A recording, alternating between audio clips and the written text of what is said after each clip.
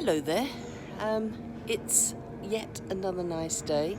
We've had some very strange weather this last few weeks. Wind, rain, hot, cold, but we carry on anyway. So thank you for joining me this morning, and I hope you enjoy today's vlog. I'm always hopeful when I see the frog spawn in our pond, because for me that's always a sign that spring is nearly here.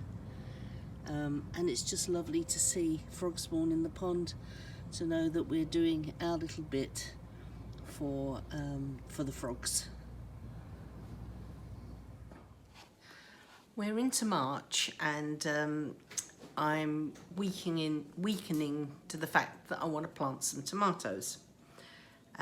Now, in the past, I probably would have started them in maybe mid to late February, but I've delayed it a bit this year to the beginning of March. I think last year I might have sown them about mid-March, so I've sown them a bit earlier, and that's because I want to, and and I'm desperate to start planting some things. Having said that, last year I got my fingers burnt and we got an early blight, and I lost all my tomatoes, bar 3 plants. And last year I planted 3 Crimson Crush, just because everybody had been talking about the blight resistant tomato, and I thought, well, I'll give it a go. And they were the only survivors. So we did get a couple of tomatoes, but other than that, we lost everything last year. And because we'd had so many successful years of growing tomatoes, I put in loads of different varieties. I was trialing lots of different things. I'd gone to specialist tomato seed grower, suppliers, to get really different sorts, but as I said, we lost them. But there's been some seeds left over, so I'm going to give them another go. So just as a safety measure, I'm putting in 3 blight resistant type tomatoes. That's the Crimson Crush I grew last year, some Honeymoon. Now these are not necessarily known for being blight resistant, but they actually came through. They were grown on somebody else's plot, and they didn't get blight, and we were able, they let us pick some of those tomatoes. So we enjoyed the tomatoes from somebody else's plot. So I bought some seed this year, and also Mountain Magic is the last one. So these are 3 blight resistant tomatoes. So if all else fails, that's my backup.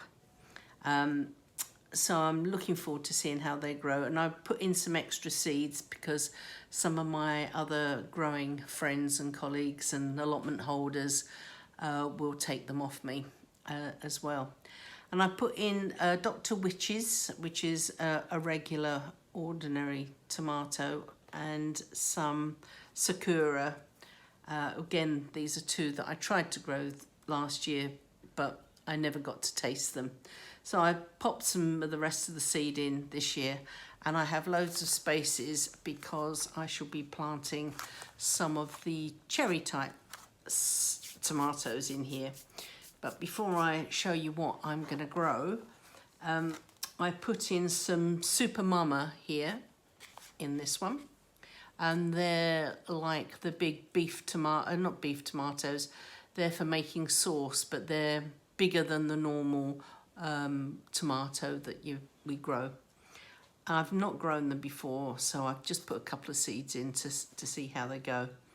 And I put 3 cucumber seeds in as well, because I want to grow 2 cucumbers in here to try to get an early crop, because we have bought a couple of cucumbers, and it pains me each time we have to buy something from the supermarket. So I'm going to see if I can get a bit of an early crop from here. So I'm going to grow 2 in the house, and I'm going to have 1 to try to grow something early in the greenhouse. We'll see how that goes. The other 2 spaces are for some of the cherry tomatoes. So what am I putting in? I'm putting in black pear, which I've never grown before, and this tomato called Sun Green, and according to the packet, it's the next generation from the Sun Gold family. Now, we absolutely adore Sun Gold, so I thought I'd like to try these and see what they're like. These are another favourite because I love the shape. They're good taste as well, and they're Toma berries. We like those as well. And Bear's Bream, or sometimes people call them yellow pear, and they're a lovely shape, and when you've got a big basket of mixed tomatoes, cherry tomatoes, they look great. So they'll be going in. Shimmer, which is another favourite of ours. And our very favourites, Sun Gold. So they'll be going in as well. And these are Sun Cherry. And these are a red, very sweet cherry, a bit like the Sun Gold, but red. So that gives it a slightly different colour. And then Honeycomb, which is a bit like the Sun Gold. They're meant to be as sweet as those, and they don't split. The one thing about the Sun Gold is they do split when you pick them, and sometimes actually when they're on the plant, they can split quite easily. And then once they do that, they can go off quite quickly. But the Honeycomb is supposed to be a tomato fairly similar to the Sun Gold, but is more resistant in the cracking. So we're going to give those a go as well. And we didn't give them a very fair trial last year, as I said.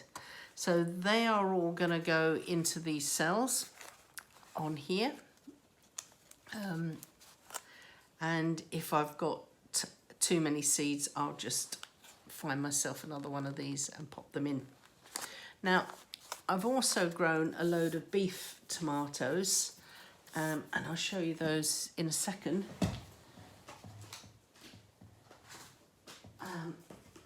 But I wanted to try and grow them in here individually. On these cells, you can see that there's multiple seeds in each of those little sections, and they usually come up and I just prick them out. But that does cause a little bit of transfer trauma, so it kind of stops the plants a little bit in their growth, but they do pick up very quickly, and I've grown tomatoes like that for years and years and years. But I thought I'd give them a go in this time, because then when the seedlings come up, then you can just pop them out and then put them and then pop them up that way, and it has less root disturbance on them, and they should grow away a bit quicker. So I will see whether that's true or not. I'll take you over, because I've already done the beef tomatoes, and show you which of the beef tomatoes I'm growing this year. Firstly, I've got 2 pots, one of Money Maker and one of Gardener's Delight, which are standard kind of popular tomatoes, and those we tend to give away to neighbours and people like that, for their garden. And they always come free, so I always grow a pot of those each year for people.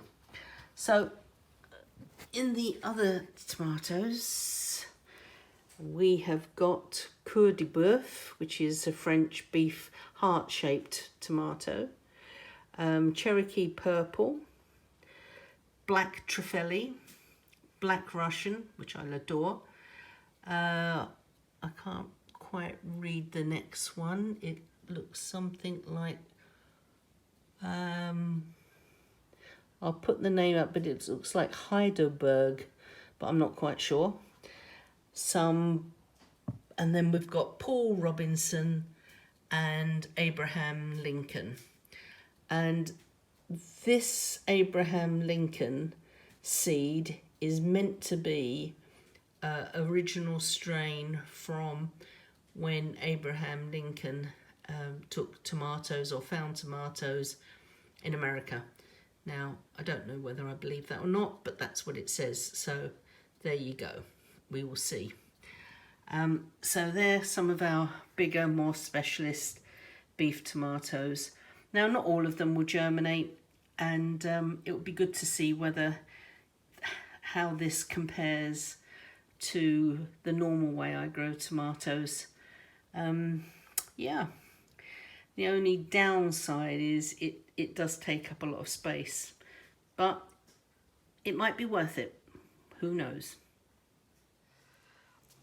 The other thing I'm going to sow today is some celery. Now, I've never been a lover of celery, which is probably why I've resisted sowing some of it. But I'm going to do some today. Now, I've never had a problem with germinating the celery. I've only grown it for the last 2 years, and both times the seeds seem to come up quite well. But somebody did say that if you soak the seed in cold tea, it helps the germination. So I'm growing 2 sorts of celery this year. This is a Victoria, which I think we grew last time, and is a self-blanching. And I've realised we need to really use it as a cut and come again. In other words, just take the leaves off from the outside rather than waiting for big sort of celery bunches, because it never gets like that for us anyway. But at least you've got a little bit of celery for putting in stews and soups and things. And the other one is this one called Blush, which I thought looked rather pretty. This is the first time of growing it as well. But I did pick up a while ago this Chinese pink celery, and I'm very tempted to just pop some of these seeds in. They're a little bit old now. Probably I got these a year or 2 ago. So I'm not sure how viable they are. But as I don't like celery that much, I think this could be a little bit excessive. So I'm trying to work out how to balance growing them and not overwhelming ourselves with them. I'm sure that, like all things, there's always other allotment holders and other people who are willing to take plants off your hands. So there you go. Might as well give it a go, see what happens. But I'll bring you back when I've done the soaking and when I'm doing the sowing, because I'll sow the non-soaked ones at the same time so that we can do a little bit of a comparison. So that'll be maybe on my next vlog. Join me on that one. What else am I going to do? I'm going to now just pop some of these cherry tomatoes in, and I'll just show you one lot because all the rest have done exactly the same. So I'm going to just point you down to the tray now.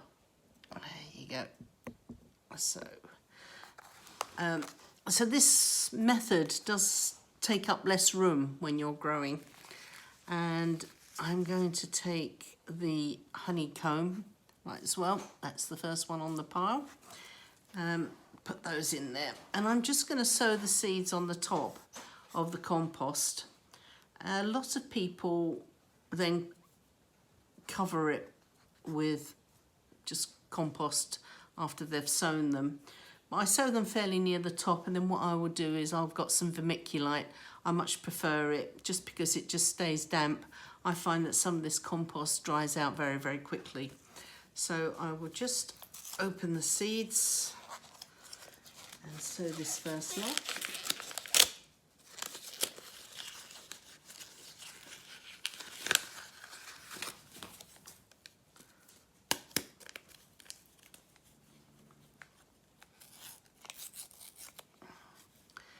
You seem to get fewer and fewer seeds in the packets these days, so you've got to be careful how you open them, otherwise you don't want to damage any of the seeds that you do have. So that's, I don't know if you can see that. So that's the packet of seeds, which is probably more tomatoes than most people would grow for themselves in a garden. But we grow on an allotment and we eat a lot of tomatoes. So I'll probably sow at least 2/3 of this and see. And also not everything germinates and you may lose 1 or 2 along the way.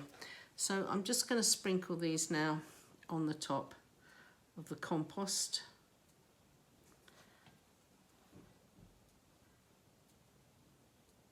Might as well do the whole packet here. As I said, there are always willing helpers to take some of these tomatoes.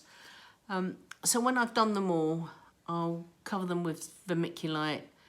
Well, I'll give them a drink and then cover them with vermiculite and put them in the propagator.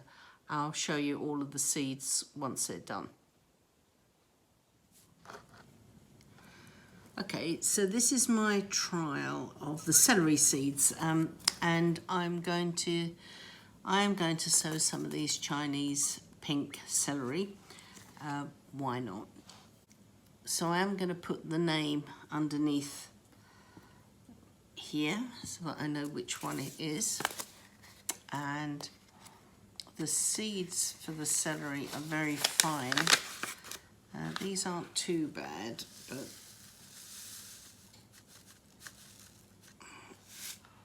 you might be able to, I'm not sure if you can see those or not. It might be a bit too close, but tiny little seeds. I'm just going to put a few in. I'm not sure that they'll germinate, but there they go. They're sitting in there. So that's number 1 packet. And then I shall put some of these blush into the next.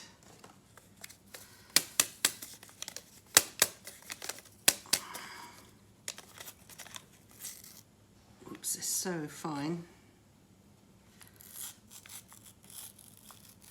So even though I shook them down, they're still there. So I'm not wanting too many seeds because I'm also going to sow some of these that haven't been soaked to do a little comparison. So again, just a few little tiny seeds and I shall pop them in there. And then this one is blush. I shall put that there.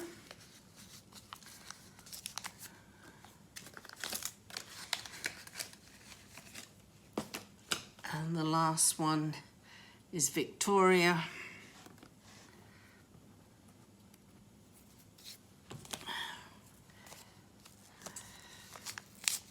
And this is the self-blanching variety. With all, can't quite open this, with all celery, they like plenty of water, making what's known as a pig's ear of this opening this packet.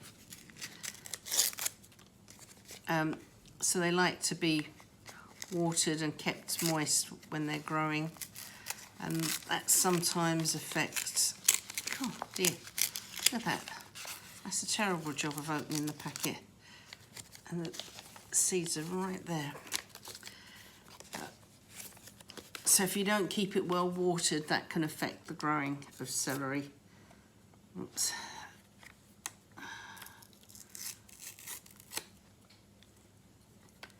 Pop those down.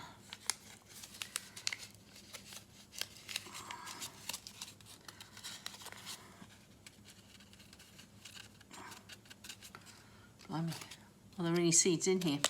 I opened a packet of violets the other day and there was not one seed in the packet. It was completely empty.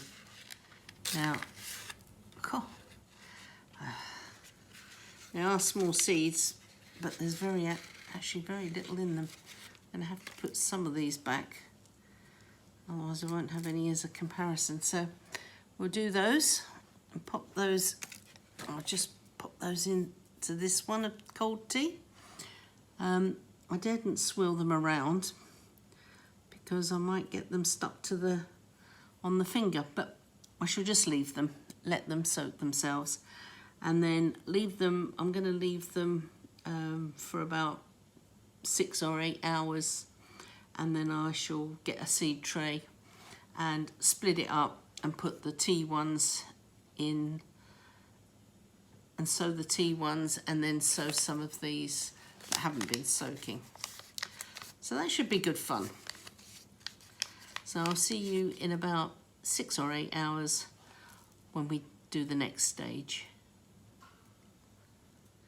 Hi, so this is actually the next day, and I'm just going to show you, sorry about that. I'm just going to show you the seeds that are soaking in the tea. Hang on. I don't know if you can see that very well, but they're floating. I think you can just about see it, I hope so. So the seeds are floating in the tea.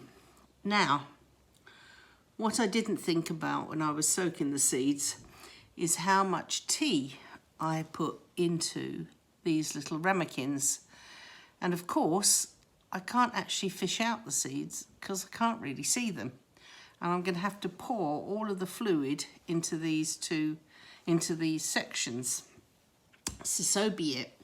So I've got this seed tray and I filled it with some multi-purpose compost, and I've split it into 6, and the 3 teas will go along the top and the 3 non-teas will go along the bottom. So I'm going to start off with blush. So this one was the blush, and I shall just pour this over. Not great, because it's going to be in one great big lump. I'm not quite sure. Anyway, it is what it's going to be. So that's blush, and I shall get the packet of seeds. And I hope somebody on our allotment likes celery, because there's no way that we're going to want all of this celery. And I'll get a small pinch of seed, I don't know if you can see that, and just sprinkle along the top here.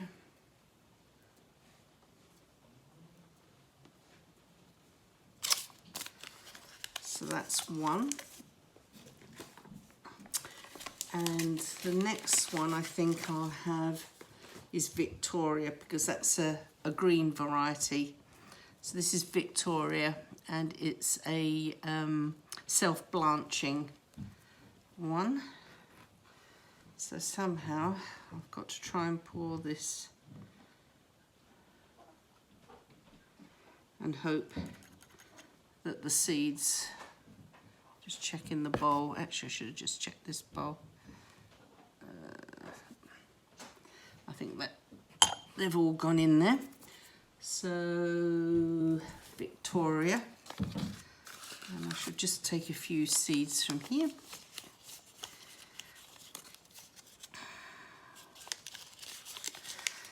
It's pouring down with rain outside again today, so it's always a nice job to have something to do indoors. There you go, that'll do. So just sprinkle these across the surface. There you go. With this one.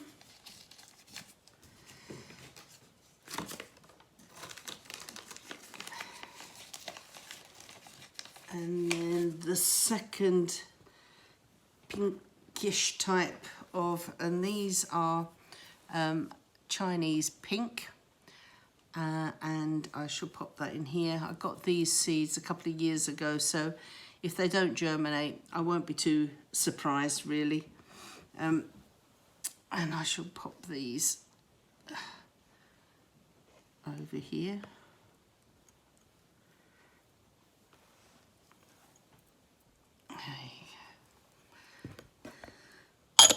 And get a few seeds from here as well.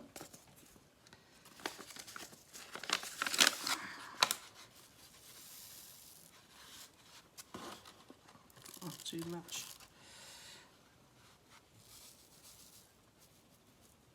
There's a lot more seed in this packet. I'm not quite sure what I'm going to do with it, but if it doesn't get used up pretty soon, I'm pretty sure it won't germinate anyway.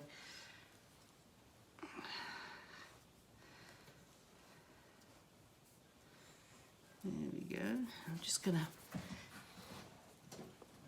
pick up a bit of vermiculite and put over the seeds.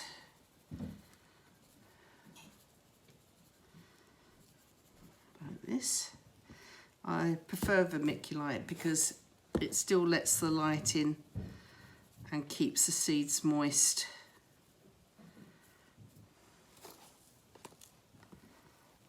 As well. It's great stuff, and it's not too expensive, and you don't need too much of it. So just a light covering of vermiculite over there, and I shall pop that in the propagator, and we will see how that gets on.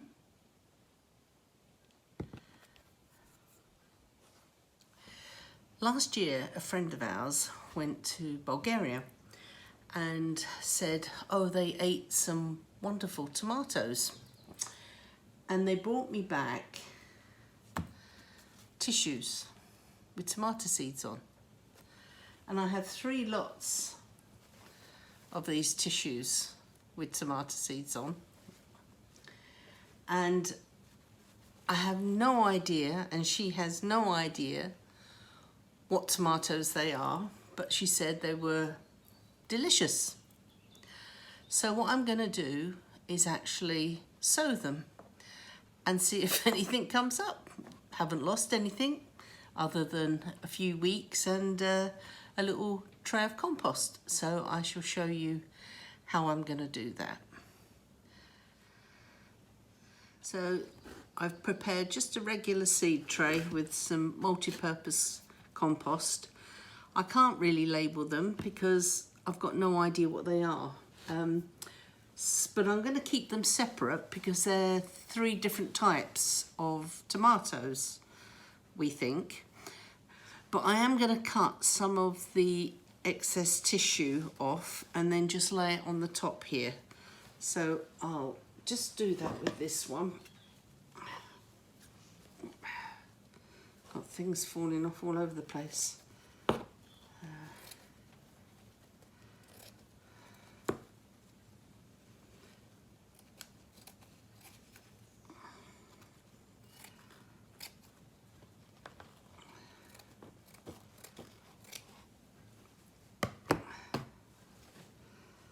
So my plan, there's a couple of seeds that have fallen off, is to just, I might need to trim this up a little bit more.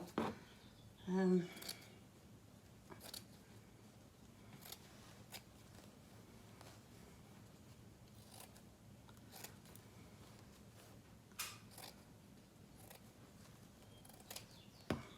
we go. Okay, so the plan is just to lay this on here like this, and I shall go back to the tissue and see if there are any more kind of, like here, there are a couple of more seeds. I'll pick those off and put them down here. So I'm going to do that with all 3 and then come back and show you the next thing I'm going to do. So I've done a little bit of a collage of the tomato seeds, the 3 different varieties as they were given to me. And then I'm going to put, normally I just put vermiculite over the top, but I think I'll just put a thin layer of compost and then give them a good water, because it'll help to hold down the bits of tissue. I'm just thinking, well, why not give it a go? I mean, they make seed tapes which are in something like this and they germinate, so it's worth giving it a go. I guess it depends on whether the tomatoes were F1 tomatoes or whether they were ripe enough that the seeds are ripe. But, you know, we all like to have a little trial of something to test ourselves.